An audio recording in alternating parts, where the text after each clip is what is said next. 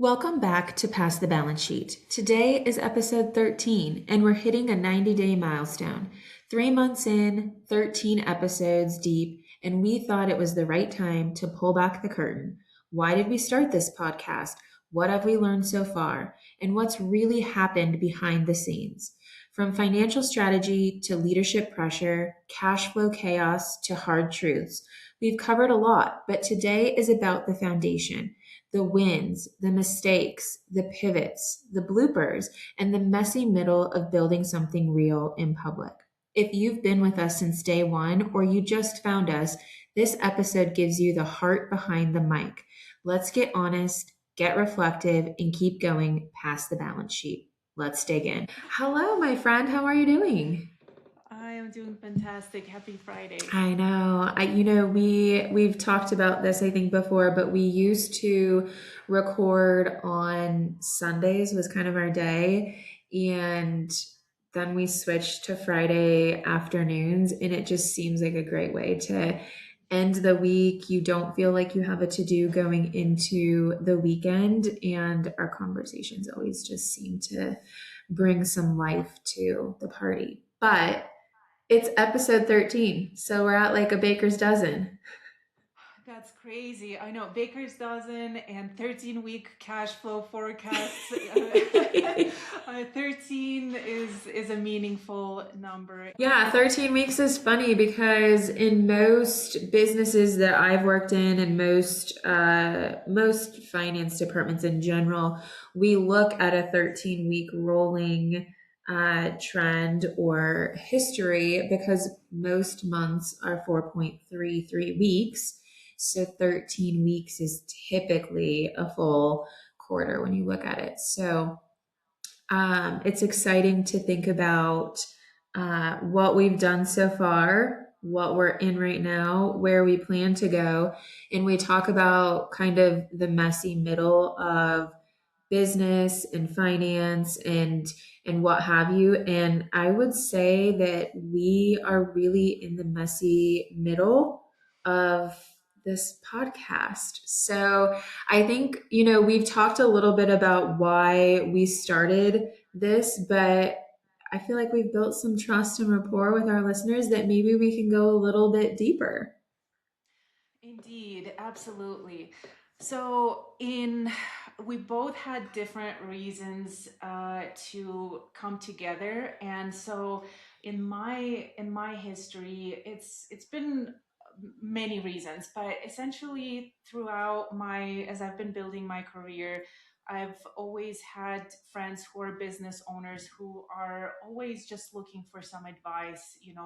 They're going through something, they're needing some sort of advice, and even though all of them have different industries and different like specific kinds of they have different methodologies to running their businesses, but in certain aspects, I found that there were a lot of common themes of discussions that I'm having with multiple people, and have wanted to just scale that help on like how can I address more people who are struggling with the same kinds of issues, and kind of let them know they're not alone. These are typical kinds of things. They just show up differently for different businesses. So part of it was just me running out of time and not having too many people to help, and not enough time to do it. And some of these conversations just we're always in a rush, and we don't have time to kind of sit down and talk about them on a human level. So definitely that has been an inspiration. And just for the past 13 years or so, I have been building my brand called Sassy CFO, uh, and I have a bunch of unfinished products that I would love to make time for, and actually complete. In these last several years, I've been kind of concentrating more on the personal relationship with specific clients and really giving them all of my time.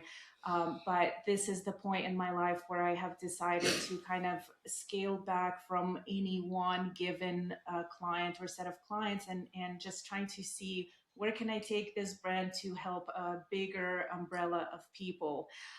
So that's kind of my the intention for this thing. And as you and I have had the conversations, the way to kind of get my name out there, and for people to trust some of these products that I'm excited to launch in this next year, giving some sort of a face and a reason to trust me and my products. And as much as I really struggled with the idea of putting my name out there, putting my voice out there, I decided that this will really indeed be the way to gain people's trust.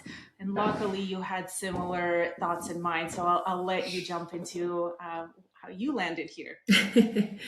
Yeah, I've been a little bit more open with our listeners, I think, than you have, because while we've been in the corporate world for so long, the transition kind of out and really following pathways that we enjoy and that bring fulfillment to us, I feel like I'm doing that just a bit ahead of you.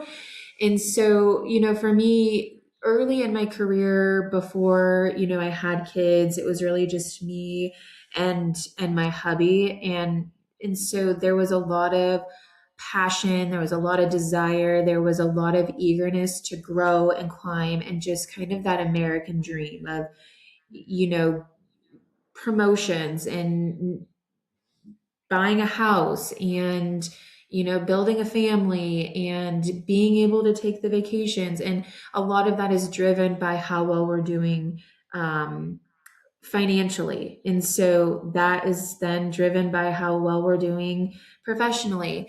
And so early in my career, very very much so, that mindset of, if I do well in my career, then that translates to doing well in my personal life. And so kind of following that corporate journey, if you will. And as I got into my career, I think a lot of entrepreneurs and successful business people really enjoy the thrill of the kill, again, if you will. Like, when you get that promotion, or you get a bite at learning something new, or um, you know you get an opportunity to lead people, or sharpen your knife. Those are so exciting. You almost want more. And I think our listeners have gauged that I'm a pretty competitive person. And so there's also that little thrill of, okay, well, I want the next thing. I want the next thing. And, as I was starting to really get into senior leadership, really in those C-suite roles, they are so rewarding. And what I mean by that is, a lot of times, and I was no different, before you get there, you really are looking at it as, I can't wait to have this title, right? This big fancy title, this corner office. And then you get it and you realize, like, well, it doesn't really make me feel any better. It doesn't really make me sleep any better. I've got a lot more responsibilities and putting in a lot more hours. But one thing that I was really able to identify early on, I wish it was a little bit earlier, was the responsibility and reward of leading others and seeing others succeed. And Mm-hmm. so as I was growing through kind of that corporate ladder, growing my family, I wasn't loving the travel. I really, my last year in the corporate world, I was on the road just under 75% of the time, and missing a lot of things in my personal life um, that I had a really frank, I didn't have a frank conversation. My husband had a very frank conversation with me, and I will continue to support you if this is really what is bringing you fulfillment and joy and happiness, but something tells me that it's not. And I know, much like your husband, my husband can read me far before I can read myself. And his worry was that I was going to regret my life after it had passed me by. And once time passes, you unfortunately can't get it back. And these years with kids were fleeting, and I knew that I had dreams to kind of do my own thing. My husband actually started this dream years ago. When we moved to Utah, he said, I want to open a business. And I said, you're absolutely crazy. We will never own a business as long as we're married.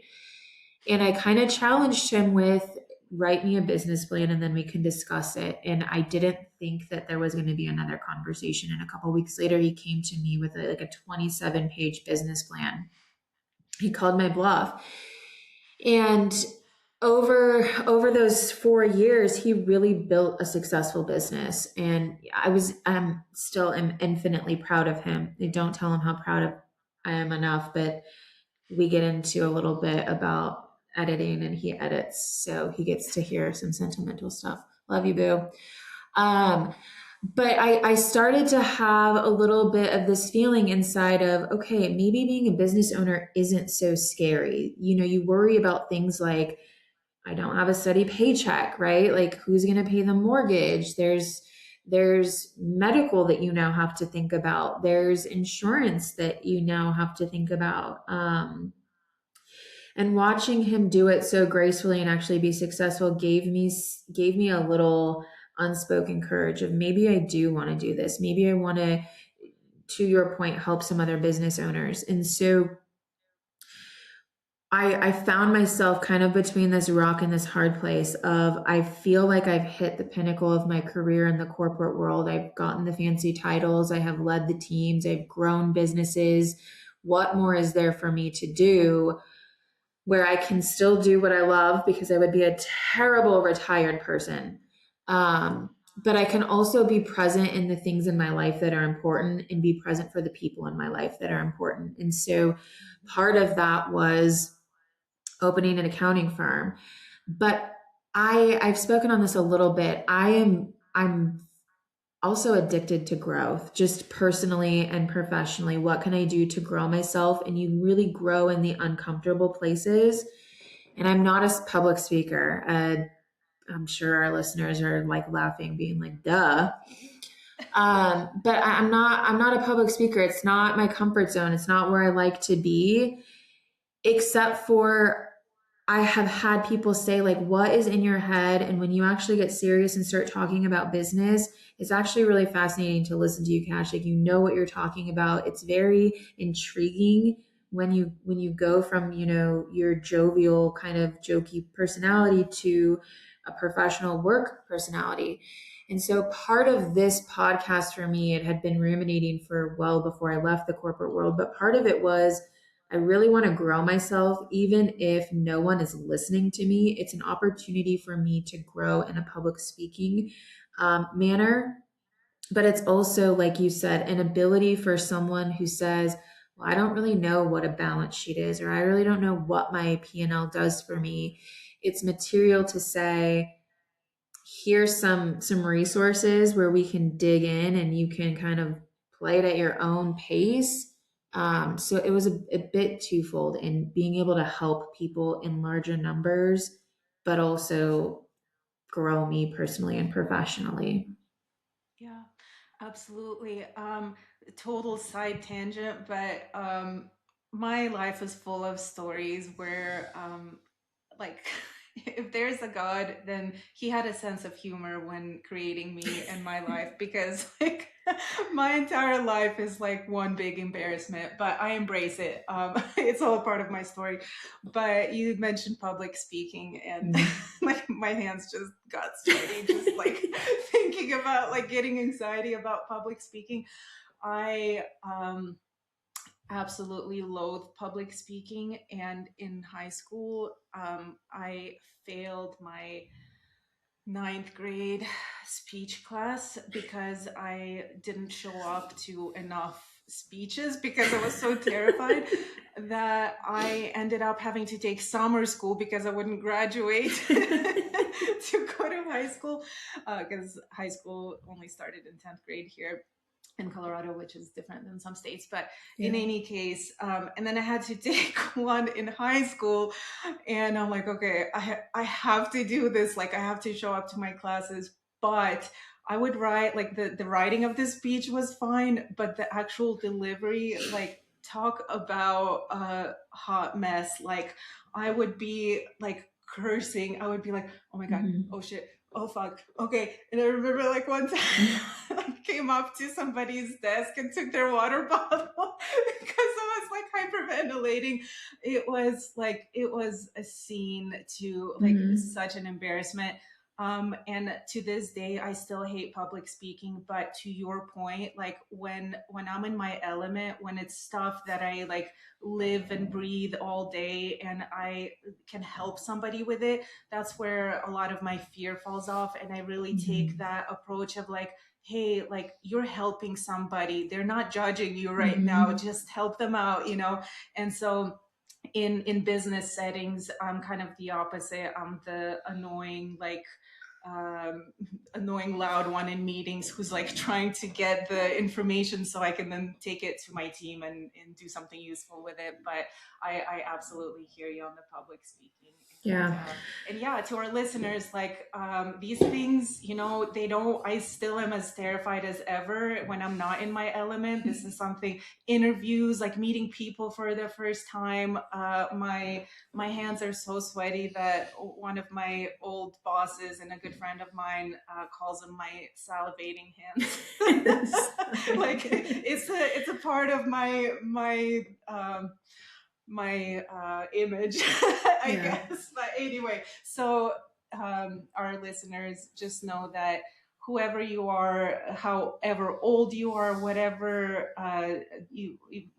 whatever step you reached in your life and your career, like, some of these human things don't go away, and we gotta truck along. Yeah. I think one thing that is pretty notable about both of us is we can find we know what our strengths are, and I feel like we're pretty confident in knowing what our strengths are, and we're also confident in knowing what our weaknesses are. And I, at least for me, for the majority, I don't have a problem putting my weaknesses on the table. Yeah. I'm pretty confident about saying these are clearly my weaknesses, but also kind of lean into growth opportunities. Like you said, I still have my stressors that come about when I'm put in those positions, but when you know your strengths and your weaknesses, I feel like you can be a better leader. I have been able to be a better leader when I can be honest with my team, or even clients. And this is not my my strength, so I'm going to need some grace here. Or this is not my strength, but I know it's your strength, so this is where you get an opportunity to shine. And so, um, I interview people regularly. I did quite a few interviews over the last couple of weeks. And one question that I ask in almost every interview is about strengths and weaknesses. We all come to interviews to put our best foot forward in, Hmm. this is what I do really well. This is what I do really well. And it's all in how you word it. But one of my questions is always, talk to me about your strengths, and not in a way that I'm going to judge you, but in a way that I can come alongside and support you and know that either I need to have those strengths or someone on my team needs to be able to have those strengths Hmm. so that they can be offset. And I don't know if you want to go down this rabbit hole, but a couple of my biggest weaknesses are I'm very to the point. I don't beat around the bush. And I think it takes very similar personalities around me or a lot of rapport to understand and appreciate that kind of personality. But if you're meeting me for the first time, and you and I were on a meeting this week together, where I know for myself that Cash personality was very, very apparent. And I also picked up on the fact that it was probably not super appreciated because there was a little bit of passive aggressiveness that it was met with. But on the backside of it, being able to kind of let the ego down, let the pride down, and meet it in a way that, yeah, I probably could have been a better person about that. I probably could have approached the situation a little bit more warm, but recognizing it and being the bigger person, which also is not one of my strengths, biggest strengths. But what I have found in my career is when you can uh, take accountability for when you weren't the best at the table, or maybe you could have presented yourself better, and take accountability for that, and the word that I'm thinking of is like slipping my mind, but recognize, when you can recognize that maybe you weren't your best self at in a situation, it really builds a lot of trust and rapport around, wow, like if she can do it, maybe I can do it. If she can call herself out, maybe I can do it.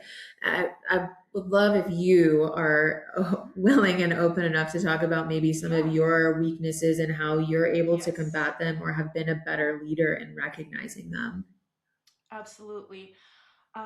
So I'll jump into. I have two major weaknesses. I'll jump into the similar one that you and I share, and that is like my true bluntness. Like this is, it's a good and a bad thing about Mm-hmm. me. I've always appreciated the characteristic of no BS about myself because I don't like when people play games. Like I don't have time for to read your mind or to guess what you want this to mean. Like just speak plainly, you know. Mm-hmm. So I've always been that way, and I've seen how that it has the good and the bad with it, of how people react. You know, they're not always ready to receive your true thoughts. And so the biggest like lesson for me is the approach, because for me, like I don't have time to filter. The filter barely exists in my life. And so, you know, for me it's like thought, and then spit out. Like Mm-hmm. there's very little that happens in between. So it's like thought and then it's out there. And so for me, it's the trying to build that net of filter to make sure that my message is received in the way that it's intended. Because even though I have a very like, um, it can be sometimes, what did my husband call it? Like, uh, I forget the adjective. It can be like a very strong, maybe aggressive is the I guess the bad way of saying it, but Mm-hmm. but it can be.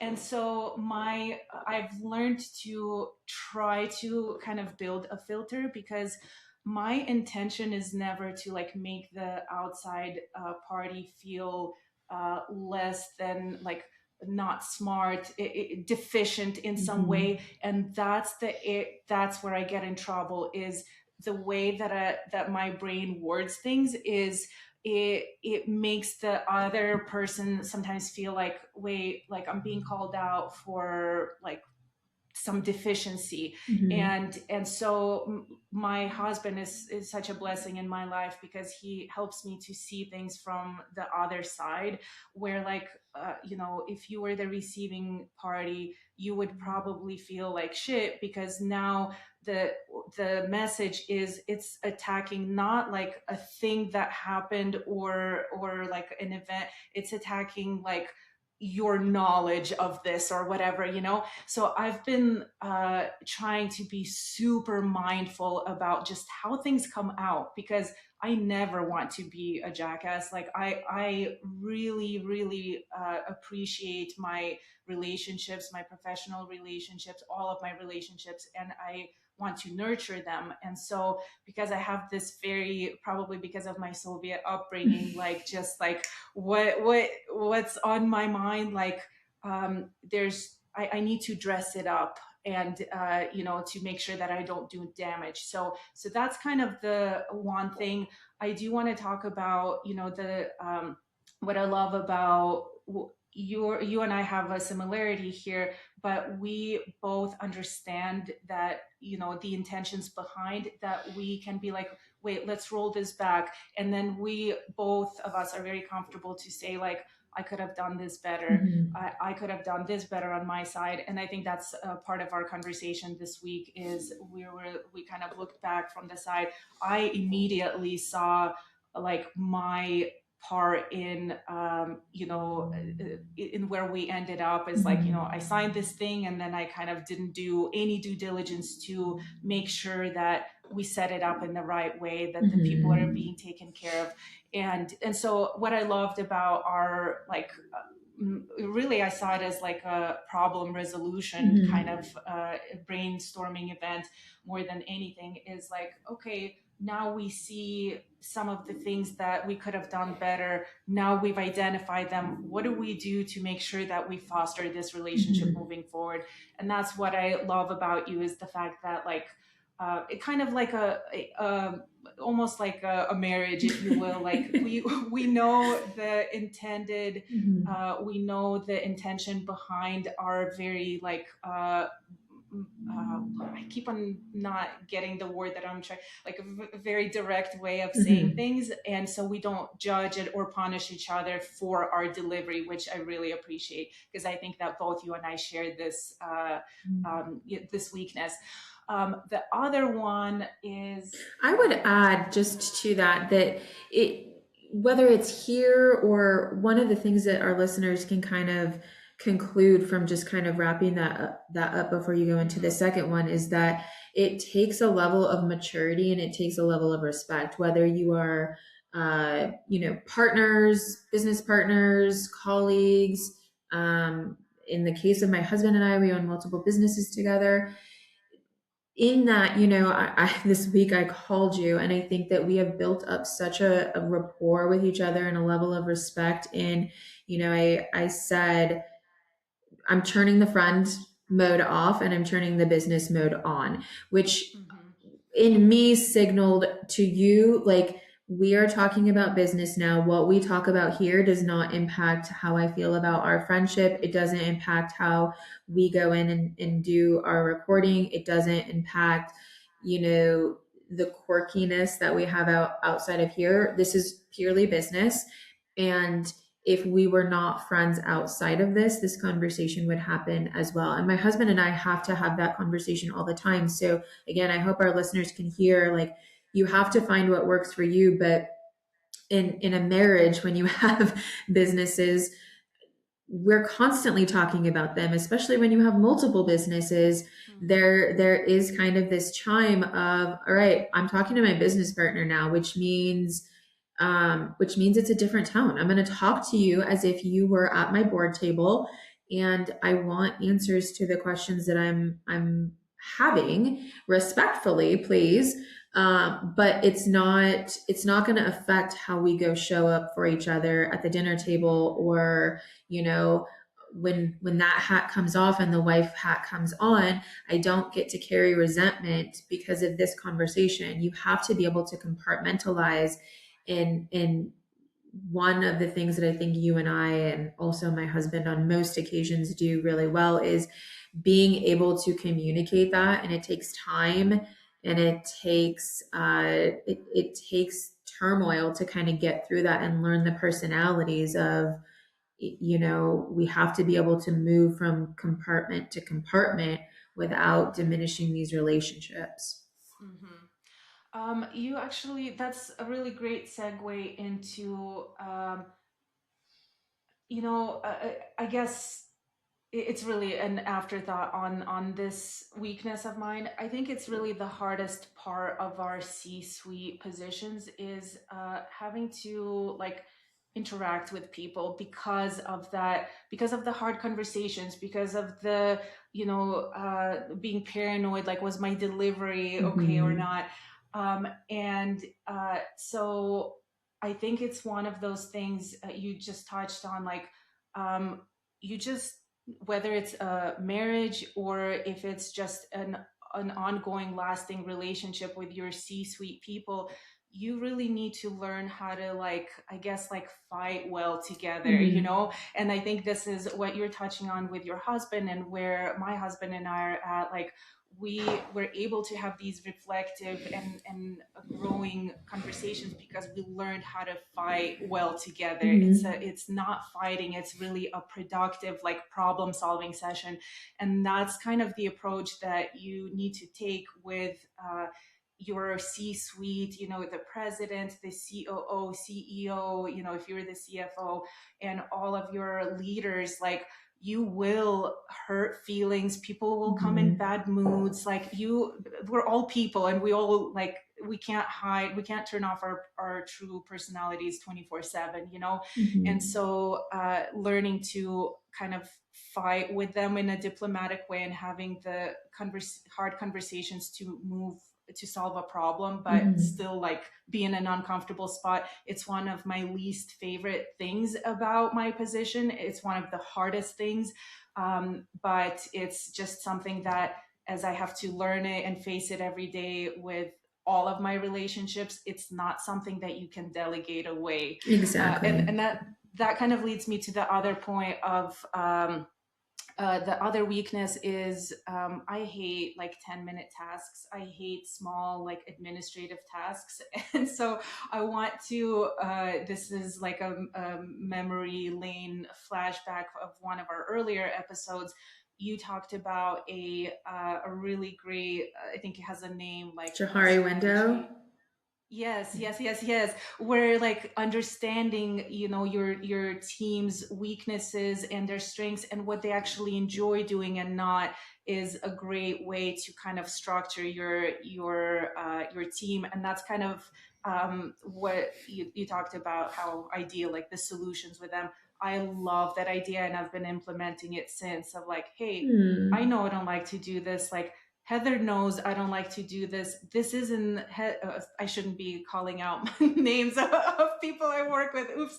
Uh, but the person that I work with currently, you know, she knows Hmm. my, what I don't like to do, because I complain about them all the time. And so, like, these are the things that I've been like, hey, you love doing this. I hate doing this. This shouldn't cost my cost. I shouldn't be putting my cost to this task. Please Hmm. take this over. And she's like, yeah, I love it. So anyway, I've been using that tool since we've last talked. So That's awesome. That's awesome. I think that hearing that even we're learning something from this, it gives me hope that our listeners are hearing nuggets like this. Um, a last little piece on just the team aspect of it. When you can find common ground that you're on the same team and you're trying to get to the same solution, that is something that has really helped me in growing in some of these tougher situations, if you will. The situation that we kind of encountered this week was, you know, the solution is I don't want to lose the client and you guys don't want to train someone else, right? Like the common ground is like separating is not the answer. We need to find mhm. the right resources to make this work for both.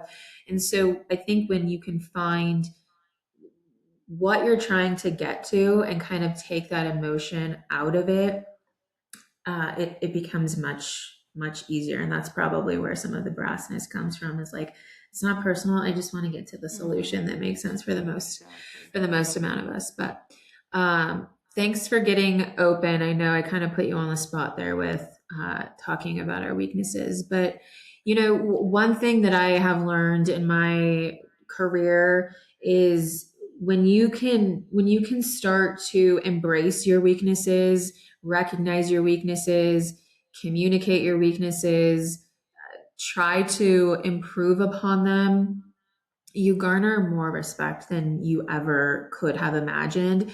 And your Mhm. team actually comes around you in such a much stronger, cohesive way. So I hope our listeners get that in. There's no ego or pride in being honest with your team and your colleagues about where your strengths and Yeah. weaknesses lie. Exactly. And also, if you do, because, we're all human beings and we talk about, our attempts to deal with our weaknesses, but in between, we definitely let the damage be done. Like, I can't Mhm. always prevent my mouth from running. And so I find Mhm. that as a part of like, kind of on the same vein of being open about the weaknesses, when you did do damage, be the bigger person Mhm. and humble yourself with an apology. And I say this because the example that I brought up earlier, this was a couple of months ago. I remember conveying having a hard conversation with a team member that essentially the there was a dire consequence of us not doing things a certain way, and things were still not being done a certain way.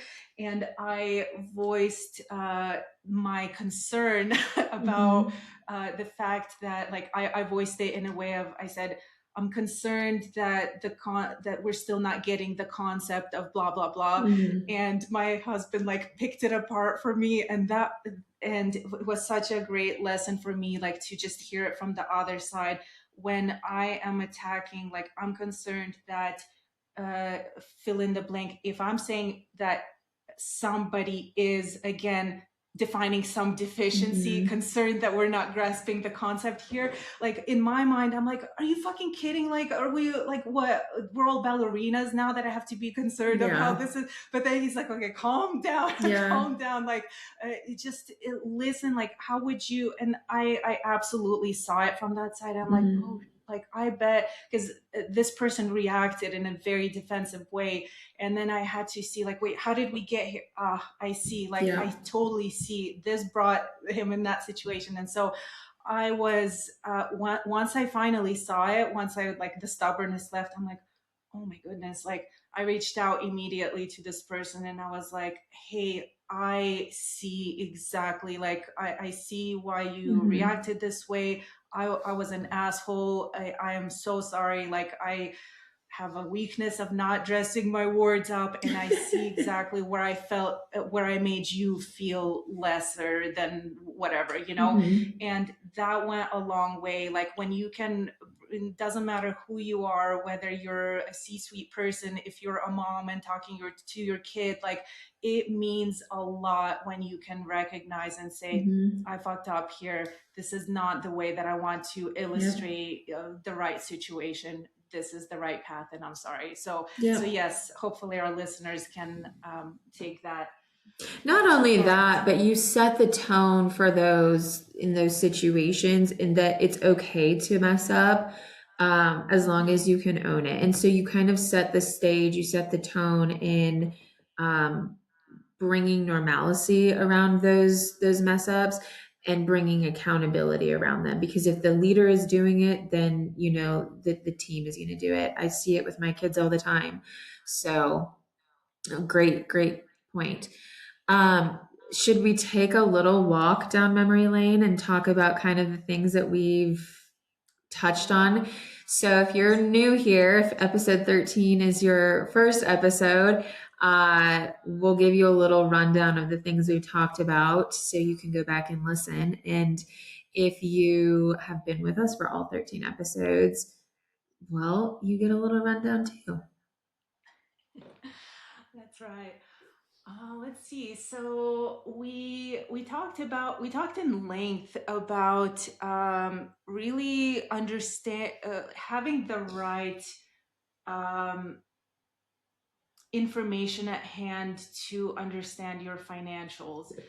We kind of came from it at many angles, about clarity of financials, about we talked about looking at a set of data, and maybe looking at an isolated set of data, and the fact that this can be misleading if you're not looking at the full set of reports. It just kind of, like, we learned in I think it was either math or I think it was in math class where like we're honing in on some graphs, but then if we're, maybe it was stats class or something like that, but then if we're looking at the same data, but we're, looking at a longer period of time, versus like just honing in on a certain thing, then your data might be misleading. You might be thinking that your operations are a certain way, but you're just honing into like the best season of the year type of thing. So we talked about kind of understanding your data and making Mhm. sure that you have the complete picture at hand. We also delved in some human elements, the behind the data pieces, and this is again what we just talked about. Some of the hardest parts of owning and running a business is the emotional parts that have to do with people and personalities and payroll, funding people's livelihoods. That's probably the biggest part, the biggest hurdle in every business is the people problems. Mhm. um, let's see what other goodies. I think as our overarching theme, even in this conversation, relationships are a huge part of any business and just our lives in general. Mhm. Building lasting relationships, building relationships that are reciprocal, that we're good to the people who bring us good enough for our company. Talked about the fact that our employees are our greatest assets, Mhm. but also holding employees accountable, not carrying that dead weight loss if they're not, serving you in some way, if it's not an even relationship. Mhm. So I want to jump into some of the stuff that happens behind the scenes of Okay. our recordings. In the light, we some of these topics, we cover the human aspect, the reporting. We've talked about technology and the way that we use it and how it's morphing before our eyes. But the kind of the big theme here is we're talking about the real messy middle of every business in through all of these different angles. And because we started this project, we're in the beginning, but now, I mean, we're 3 months in. I would call this the messy middle. Mhm. Do you want to share some of the funnies that have been happening behind the scenes of like, let's tell our listeners like what, they see the final product, but how do Mhm. we get here? Yeah. So for our listeners, we record in software called Riverside. Shout out to Riverside. You get some free PR from Pass the Balance Sheet. But we record in here. We chose this software again as amateurs, rookies to this, if you will, because we felt like it was pretty cost effective for where we were. If we got, a couple episodes in and we're like, this just is not for us, it's disastrous, we weren't completely out. It was a reasonable investment. And it was one software, one sandbox, if you will. So we come here, we edit here, and we post from here. So as soon as the episode is edited, which you're welcome for editing because no one wants the full raw copy of our conversations. But once they're edited, all of our streaming platforms are linked here. So if you are not aware, we are on Spotify, Apple, YouTube, iHeartRadio, um, iTunes.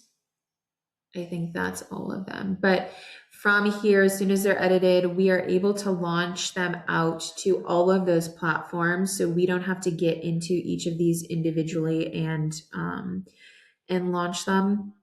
And so we felt like we could do it all here. It felt like it was a reasonable amount of accessibility all within one platform. We chose from the beginning to do it ourselves. I think, we had we had conversations on, do we bring in an editing team? Do we, bring in the whole shebang? And my stance really has really always been, as a leadership trait, I guess, I want to know how to do things before I pass them off, so that selfishly, my thought process is, so I can't be bamboozled if we get down the road and we're like, the editing is just too much time, or um, it's just not worth our time. Passing it off to someone, we kind of know what it takes to edit an episode, what the time commitment is, so that we can compensate accordingly. um, and then also, just so that it can be, we understand what's going on within our business. I've always kind of been that way, and if we had to take it back, we could take it back.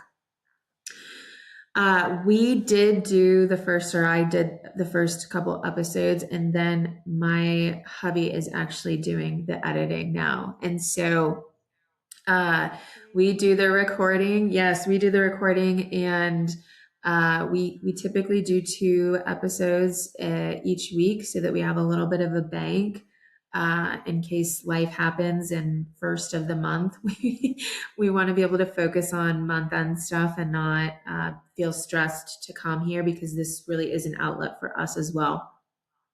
So my husband does the editing for us right now, pro bono. But on the tech side, you have really taken the lead on that, as far as website, emails, uh, getting us set up with, Substack, things like that, where I just am not uh, savvy enough to do it. It's not fun for me, no. And I think we found early on the things that you really enjoyed doing and the things that I really enjoyed doing. I think at some point we'll get to a point where we can kind of cross train, but we haven't really done it, because I think you, by and large, have really enjoyed the pieces that you have contributed to this, and I have really enjoyed the pieces that I've contributed, and it seems to be working well to this point. We also have had some f ups, if you will. So the first one that I still laugh about, it was very early on during tax season. So I think we talked about kind of reviewing K1s, and the legwork that goes into the review of these K1s that we were working on together. It was about that same time when we signed up for Riverside. We were given 2 logins. We were given an ownership login, and we were given an editor login. And the editor basically has the rights of an owner. And so we were not successful in getting you in. We tried to get you in multiple times. We just couldn't do it. And so one afternoon after we were done recording, we were trying to fumble around to get you in there. And we thought we were deleting you as a user to put you back on and try to get you invited and in.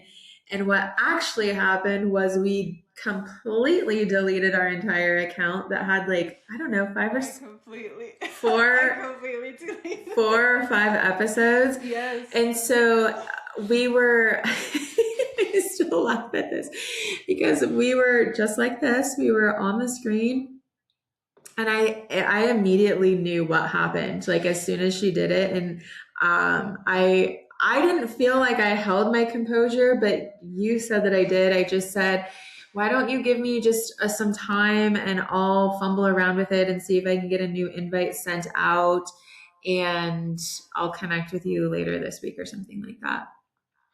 We hung up, and I frantically was like, oh my gosh, we just deleted our whole account and everything that was there, all of the assets and everything. So now I have to go into damage control and see if I can get it all back. So luckily I was able to get it back, because an editor should not be able to delete your account. And somehow they did. And so Riverside was able to get it back to us, and all of our assets were still there. So after I got it all back up and running, I let you know that we had deleted our account, but all is well now. And I don't know. I think for me, that I would say is one of my strengths, I guess.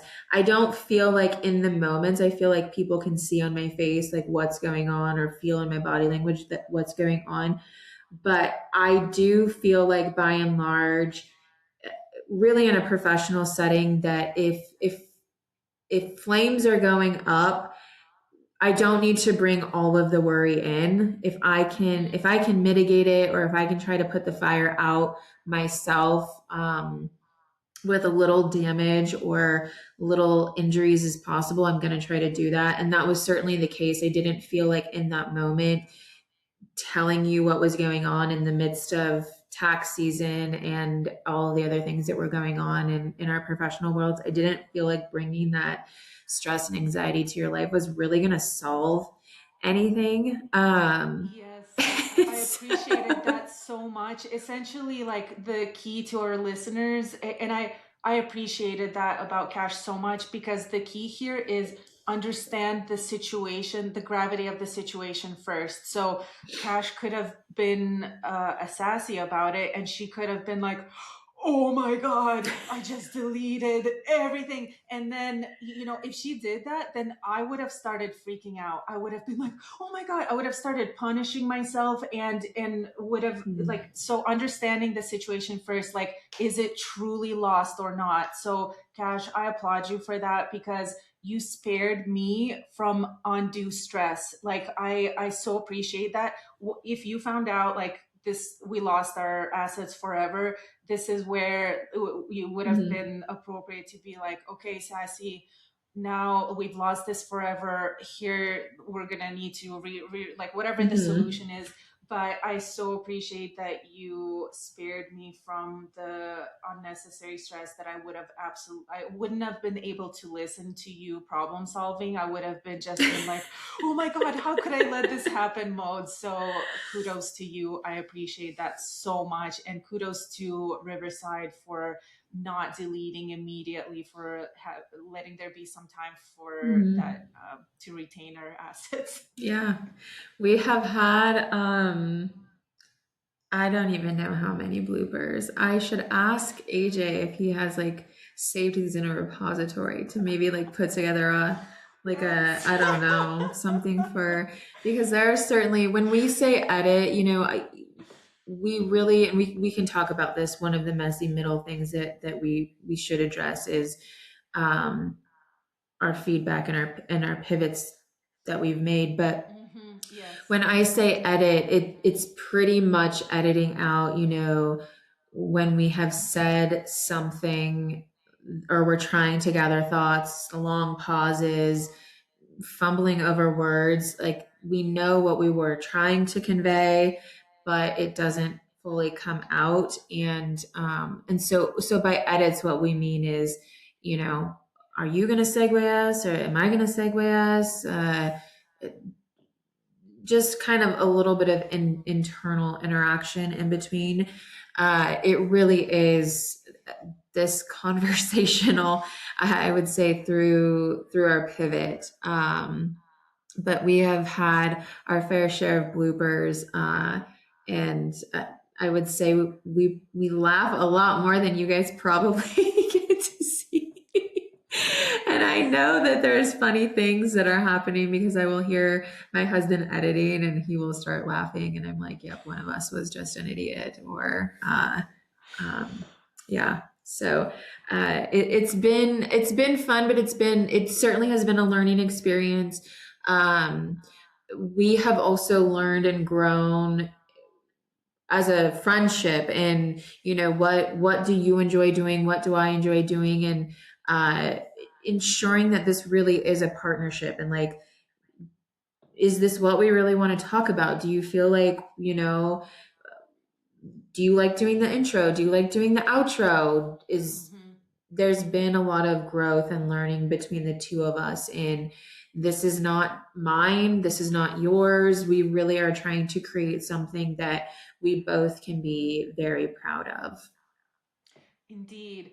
And we've also been very grateful for a lot of the feedback that we've gotten Mhm. from our supporters. And I want to say a huge shout out to everybody who's been very, given us good critiques. As some of our listeners who have been here from day one can see that there's a little bit of a different flow in this point in our podcast, because we pivoted a little bit from our kind of scripted part, which we're kind of trying to improve and we're trying to let the conversation flow a little bit more naturally. And so thus the pivot for our scripted part kind of being a little bit more behind the scenes, and we're starting out with a real conversation. So Mhm. I do have another one of my professors sent me a text this week, oh, one of my old professors, and he's like, I've seen the videos, I have feedback. And I'm like, I'm sure you do. Please be patient until like at least episode 8, where we change our groove up a bit. Like we Mhm. realize some of the obvious things. And I'm meeting with him on Monday, and he's like, he's going to be brutally honest about everything, because that's just how he rolls. But I appreciate that so much, because we really do want to improve. And so Mhm. we absolutely welcome your comments. As we grow and as we have the need to have somebody checking our comments, and a moderator, if you will, I do want to warn the haters in advance that, like, we as much we'll take the critiques for our improvement, but we will have other people kind of weeding out the hate, so we don't even get to see it. So don't even waste your energy on the hate, but anything to help us improve, we will Mhm. humbly take recommendations. Yeah, I'm interested to hear what your professor has said. You know, the circle that I keep around myself is hand selected. I know we've talked about this in other episodes. They are very respectful and compassionate in their feedback. They are also brutally honest with me, but they know how to do it in a way that resonates. And so the feedback that I got up front was, you say that you're not scripted, but we can kind of tell that you are scripted.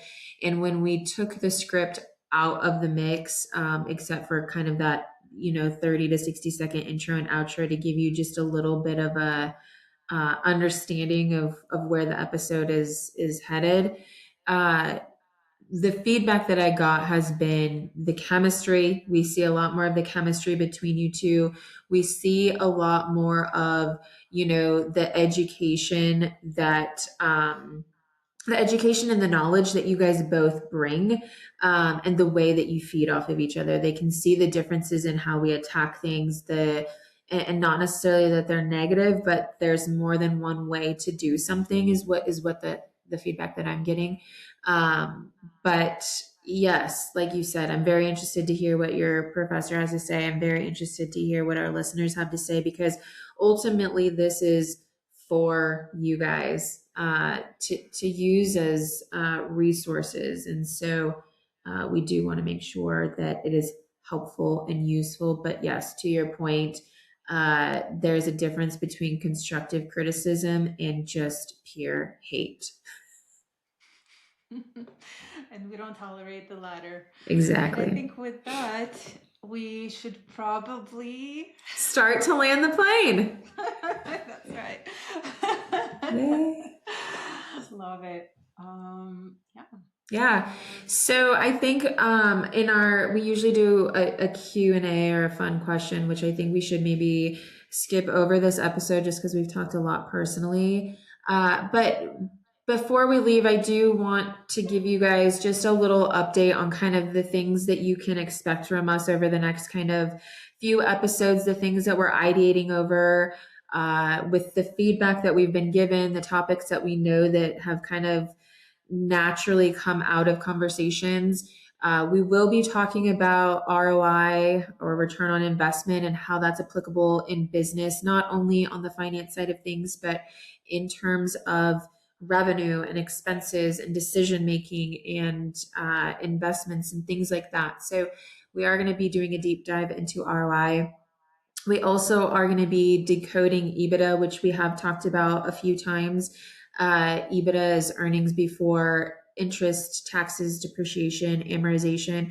We really want to go deeper into what does that mean? Where do you find that within the financials? The cash implications to that, and why it's important in the situations that you really will use that in.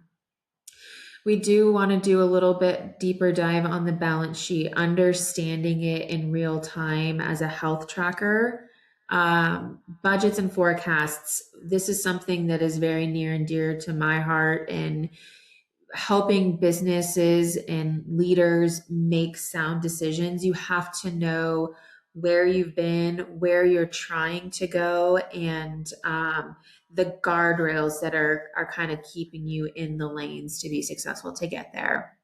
And when you create a plan and stick to it, things come up, but the outcome tends to be a little bit more sound. We also want to go into tax strategy. I do want to preface this with, we are not CPAs. You do not have to be CPAs to be a CFO. CPAs are very prevalent and relevant in a publicly traded company. Neither one of us wanted to go that route. And also, to sign a tax return, you need to be a CPA, which we both knew we didn't want to. We understand tax at the foundational level. We understand how to read tax returns. We understand how to partner with the CPA to make sure that the financials are growing in a healthy way for profitability, but also mitigating tax liability in a way that makes sense. We have talked about guests. We are considering this episode as a possible opportunity for a guest where we can bring on some CPAs that can go a little bit deeper into those tax questions that you have. Establishing company culture. We both have talked at lengths about the way you treat your team, the way you ensure that they actually are assets, the way you make decisions around when they become liabilities, and that timing of it. It really comes down to the leader and how you establish company culture, how you steward these people that you are responsible for. We really want to dig deeper into this leadership topic. I don't know if that's one episode, if that's 4 episodes, if they're scattered throughout multiple episodes, but really how we treat people and lead them well is very important to us. And guests, I just touched on it a little bit. We have mentioned guests. We're still kind of exploring this we're learning each other. We're learning kind of what you guys are interested in hearing about. And we want to make sure that the guests that come on are very intentional guests and not just someone to come on to come on. So someone that will not only mesh well in a conversation with us, but also will bring value to you guys as the listeners. And audit, we want to talk about audit. And finally, Q&A. Maybe that's something we focus on for episode 20 or 25, but we're trying to figure out a way to get out to you, our listeners, a way for you guys to communicate to us. What are those questions? What is on your mind? What are the topics that you want to hear so that we can address those in a way that is, again, meaningful to you? So these are kind of high level what's on our mind, where we're going to start taking the podcast and some topics that we have at top of mind. I can't wait.